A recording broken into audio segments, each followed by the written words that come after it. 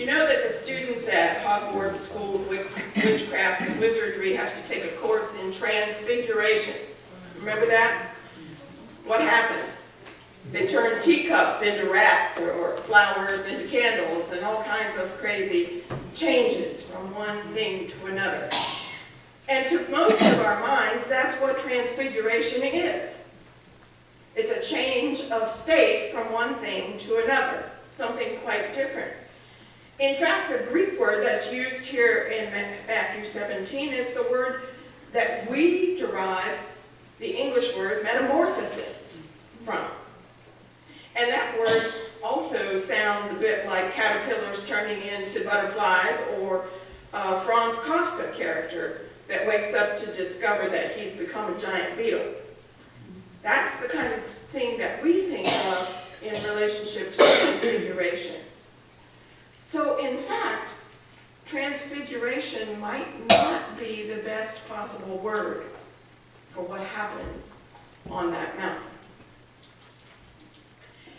We don't know exactly what that was, but we don't really want to say, do we, that Jesus changed from one kind of being to a completely different kind of being. That would be pretty upsetting. For the better part of 2 millennia now, the church has struggled to hold in tension the idea that Jesus was one person with 2 natures. That he was always one person with 2 natures, fully human and fully divine, and that those natures coexisted in Jesus without confusion, without mixture, without one altering the other, and so on. So we can't theologically countenance the idea that Jesus was toggling between his human and his divine self. That's not what we believe. More accurately, perhaps, what we could say was that for a few brief moments, the Father showed the disciples what Jesus, as Son of God, had always looked like before he emptied himself, stripped himself of certain ordinary divine traits so as to become temporarily human. Sort of like a reversal of the kenosis in Philippians 2, where it says that he divested himself of his glory and came down to go to the cross. It wasn't that Jesus became something he wasn't at all times, but more that a part of him that he had been all along was being displayed in a different way. Any of you read Marilyn Robinson, novelist? If you haven't, you should. I see Natty's hand. She's an extraordinary novelist who has a wonderful spiritual theme in all of her work. She often refers to an insight that she traces back to John Calvin himself. The belief that we are surrounded by glory all the time in God's creation. But most of the time, we don't see it. We don't realize it. We don't get it in our heart. And she says that's the reason she loves lawn sprinklers. Because on clear days, sprinklers shoot forth those water droplets into the air, and the sunlight hits them and refracts through the water, and we realize that every single water droplet is really a cathedral, a jewel, a luminous rainbow of God's own glory. Every water drop is that all the time.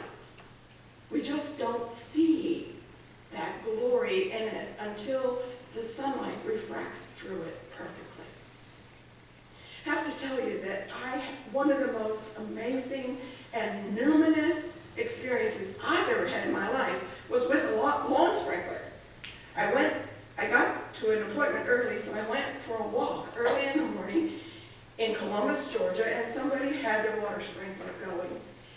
And not only was the sun hitting it and filling the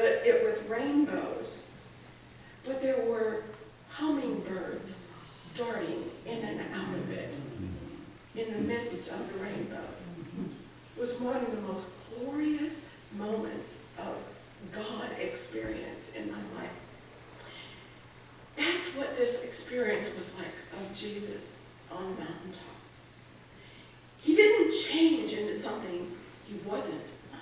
He just got turned just to the right facet at the right moment that the disciples who were with him saw briefly in that moment the glory that was with them all the time. The inherent glory in him that shined with this peculiar radiance.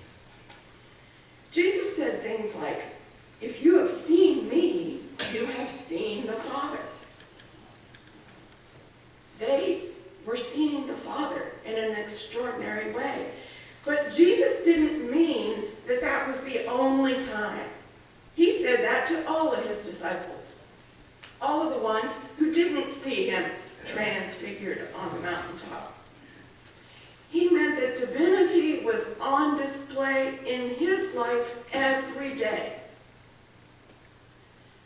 His divinity was on display when he spoke kindly to ostracized people, women, outcast, lepers. Divinity was on display when Jesus wept over his dead friend, and when he smiled gently at a misguided but earnest, rich young man.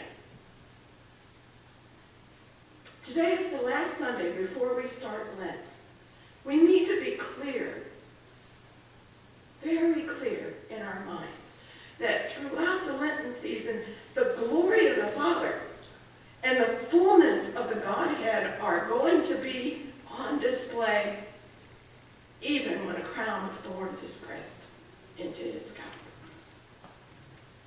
Even when he's hoisted up on an instrument of torture on top of a garbage heap. God was there in his fullness.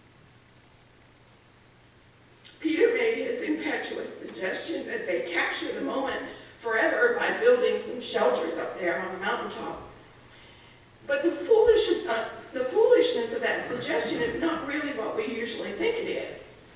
We have the idea that he's foolish because you just can't bottle up divine incandescence like you put fireflies in a jar. But the real folly of that suggestion comes from the fact that he didn't need shelters to capture what was happening there on the mountain. Because that same reality had been with them all along, ever since they started to follow Jesus. Interestingly, the word that Peter uses is skene, which means tabernacles or tents, temporary dwellings. And you know what?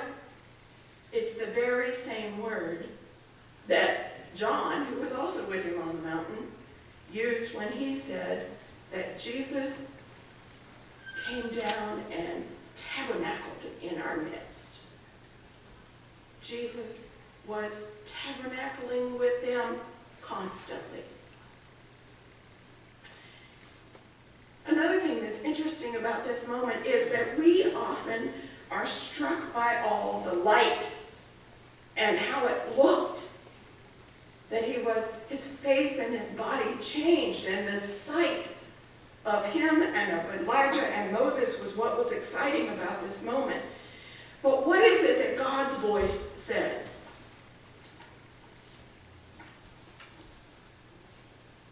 This is my beloved Son, with whom I am well pleased. Where does that come from? Where else did God say this? At his baptism.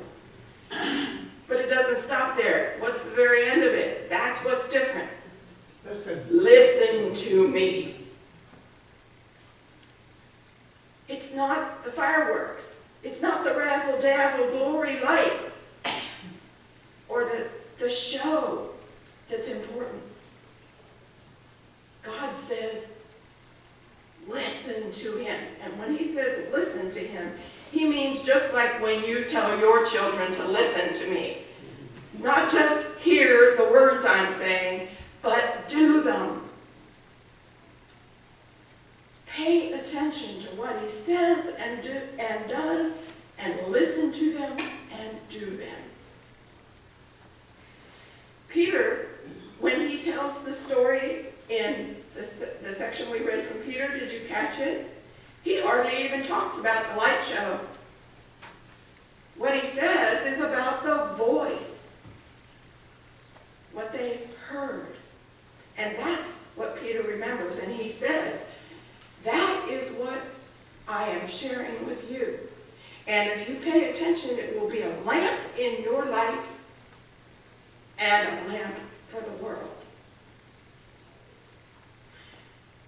It's what God said because it pointed to what Jesus had been saying and doing all along. The gospel is about the power of love, not the power of the military. It's about the force of humility, not the force of pride. It's about laying down your life for your friends, not about taking lives to gain power for yourself. We believe the gospel, we cling to it precisely because it was revealed by this singular glory of one who set aside the glory for us. Embrace this message, Peter says. And it'll be like, well, not blazing glory or eye-popping razzle-dazzle, not like the show at Chicago, but like a lamp. A single lamp shining in an otherwise dark place. And he says, go to this modest light, and you will discover soon enough the morning star dawning in your very heart. And his companion John, in the prologue to his gospel, says, and that light will not be overcome by darkness. The darkness will never overcome it. So what do you know? Hard-headed Peter actually listened after all. You know, we always wonder how Peter got himself together. Well, he did. It took a while before he got it, but when he got it, he really got it. So now, what remains is for us to likewise learn that the best things in this world come not by might or glory or big shows or power, but by humility, service, and sacrifice. That's what makes the morning star dawn like nothing else ever can.